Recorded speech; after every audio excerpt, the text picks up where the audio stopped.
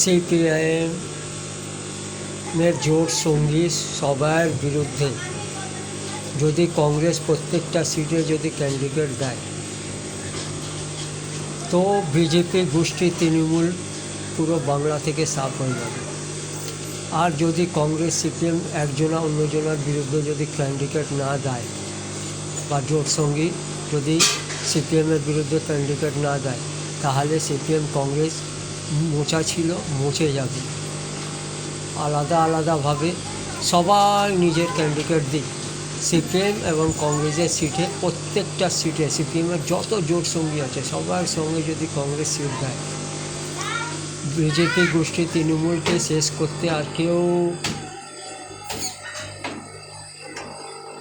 পূরণ করতে পারবে।